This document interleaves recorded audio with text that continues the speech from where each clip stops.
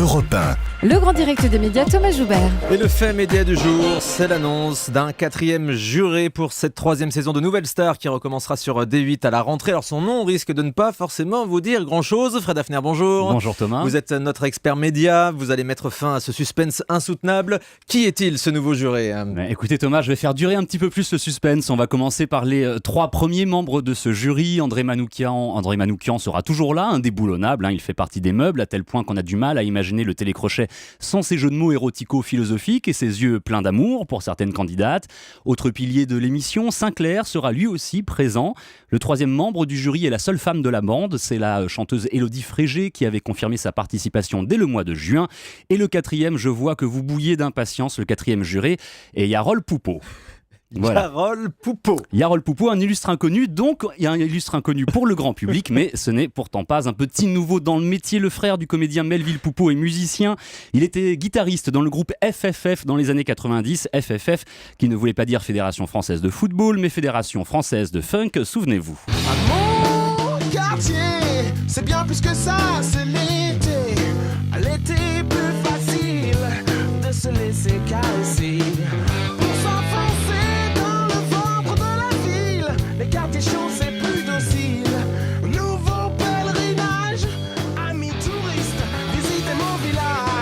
FFF, dont le chanteur était Marco Prince, qui avait également participé à un jury précédent de Nouvelle Star il y a quelques années. Ah bah oui, c'est vrai, sur M6. Exactement. Donc FFF avec Yarol Poupeau à la guitare.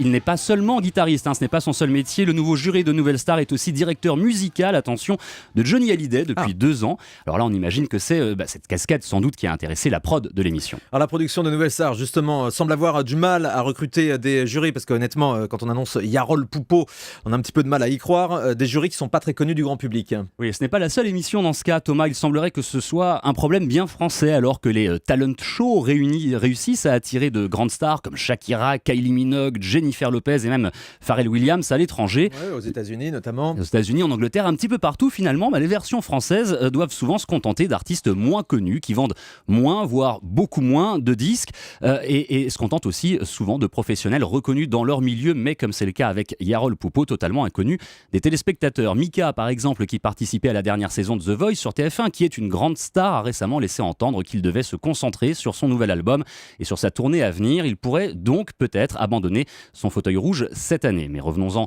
à Nouvelle Star. D8 doit absolument relancer son télécrochet cette saison. C'est un programme qui coûte cher, qui avait réalisé d'honorables scores au lancement de la chaîne il y a 2 ans. Le groupe Canal+ n'avait clairement pas lésiné sur les moyens et avait présenté une émission bien produite, de bonne qualité.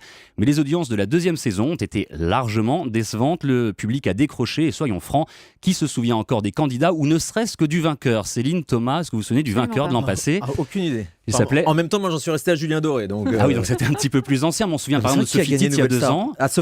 Non, Sophie Tite c'était il y a 2 ans. L'année dernière, qui a gagné Nouvelle Star? Mathieu Sekali. Inconnu au bataillon, ça nous a effectivement pas beaucoup marqué. J'en viens donc du coup à cette question. On a l'impression que le niveau des chanteurs est un petit peu en baisse dans les télécrochets depuis quelques temps. On l'a observé dans The Voice cette année, très honnêtement, dans Nouvelle Star également. Comment est-ce qu'on peut analyser ça? Peut-être tout simplement que le vivier est épuisé après des années et des années de Star Academy, de Pop Star, de Nouvelle Star, de X Factor, de The Voice, sans compter le jeu quotidien de Nagui sur France 2. N'oubliez pas les paroles. La France entière ne sait pas forcément chanter. Parmi ceux qui ont la fibre musicale, tous ne rêvent sans doute pas de passer à la télé ou d'être célèbres. À force de multiplier les programmes similaires, les chaînes et les producteurs ont peut-être épuisé le filon.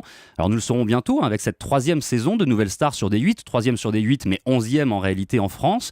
Enfin, bientôt en théorie, puisqu'on ne connaît pas encore les dates de diffusion, ni même l'animateur qui remplacera cette année Cyril Hanouna. On parle beaucoup de Benjamin Castaldi, qui reviendrait ainsi à ses premières amours. Il dément pour le moment, mais on peut imaginer que sa présence quotidienne cet été à l'antenne de TF1 l'empêche de parler d'un éventuel transfert sur D8. Ce que l'on sait en revanche, Thomas, c'est que les castings débutent dans moins d'1 mois. Ce sera le 3 septembre à Marseille. Yarol Poupeau, le 4e membre du jury, est donc arrivé in extremis, puisque les jurys participent au casting de Nouvelle Star. Les producteurs de l'émission n'ont pas dû prendre beaucoup de vacances. Ils ont dû attendre jusqu'à hier pour boucler le générique de leur show. C'est vrai, les castings commencent dans moins d'1 mois. Il était donc temps de boucler ce jury avec un 4e membre qui arrive dans Nouvelle Star. Je vous rappelle son nom, si je le retrouve, parce que je m'en souviens même plus. Yarol Poupeau. Voilà, c'est ça. Merci beaucoup, Fred Hafner. Europe 1.